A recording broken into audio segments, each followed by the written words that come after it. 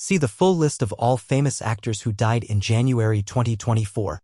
1. Chita Rivera, the legendary Tony Award-winning actress and singer who originated the role of Anita in West Side Story on Broadway, died on January 30th after a brief illness. She was 91. Rivera made her first appearance at 19 as a principal dancer in the 1952 touring company of the musical Call Me Madam before making her Broadway debut in Guys and Dolls the following year. In 1957, she landed her history-making role as Anita in Stephen Sondheim's West Side Story that would turn her into an overnight sensation. Her other stage credits include originating the role of Velma Kelly in Chicago, Anna in the Rink, and Aurora in Kiss of the Spider-Woman, the latter two of which saw her win Tony Awards for Best Performance by a Leading Actress in a Musical. Rivera was one of the most nominated stars in Tony Awards history, with 10 nods to her name for her performances in Bye Bye Birdie, Chicago, Merlin, 9, and her musical career retrospective, Chita Rivera, The Dancer's Life. She made her final Broadway stage performance in the 2015 musical The Visit. 2. Sandra Milo, the Italian actress best known for appearing in Federico Fellini's autobiographical classic 8½, died January 29th at 90. She passed away in her sleep at home in Rome surrounded by family.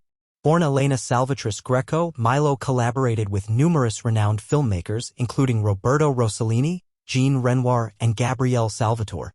In addition to playing the protagonist's Mistress Carla in 8½, she appeared in Fellini's Juliet of the Spirit and later became a well-known talk show host. 3.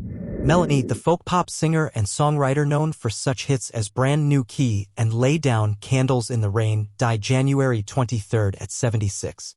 Born Melanie Safka in New York City, she got her start performing in coffee houses and made a splash at Woodstock as a relative unknown in 1969. The latter experience provided the basis for her breakthrough hit, Lay Down Candles in the Rain, which was followed by her inescapably popular single Brand New Key, her sole top 10 hit in the U.S. Over the course of her career, Melanie released 28 studio albums with notable songs including What Have They Done to My Song Ma, Ring the Living Bell, Together Alone, and a cover of Will You Love Me Tomorrow. In 1968, Melanie married record producer Peter Skekerek, who died in 2010. The couple shared 3 children. 4. Mary Weiss, lead singer of 60s girl group The Shangri-Las, died January 19th. She was 75. Formed while still in high school with her sister Elizabeth and twins Mary and Marguerite Ganser, The Shangri-Las scored their first top 10 hit with the single, Remember, Walking in the Sand. Other hits include Give Him a Great Big Kiss and Maybe, and their chart-topping anthem, Leader of the Pack, which was later featured in Martin Scorsese's Goodfellas. The Shangri-Las released just 2 albums, Leader of the Pack and The Shangri-Las 65. Before disbanding in 1968 amid legal troubles. The group reunited for several performances in the 1970s and one final gig in 1989, but Weiss largely stayed out of the spotlight until 2005 when she decided to pursue a solo career. Her debut album, Dangerous Games, was released in 2007. 5. Marina Shaw, who famously sang California Soul, died on January 19th at age 81. Her cause of death was not disclosed by her daughter, who shared the news with a video posted to Shaw's official Facebook page. The legendary jazz and soul singer began her career with a performance at Harlem's Apollo Theater in 1952 after being invited on stage by her uncle, a jazz trumpet player. She went on to perform in jazz clubs across the county, eventually signing to Chess Records in her early 20s. Across her career, Shaw released 17 albums total with 8 different record labels. Her most famous tune is California Soul, penned by Ashford and Simpson and first recorded by The Messengers. It is oft sampled by other artists and used in various commercials. 6. Canadian broadcast journalist, host, and actress Ren Virgin died on January 15th at age 77. She was best known to 80s kids as Jody on the TV show Today's Special, about a department store mannequin who comes to life after closing time. The Canadian series ran from 1981 to 1987 and aired on Nickelodeon in the U.S. Virgin also worked as a broadcaster, hosting CTV's current affairs show Eye on Toronto in the late 80s and early 90s. She spent the later part of her career as a writer and educator who championed teaching Black history in schools and worked as an anti-racism advocate.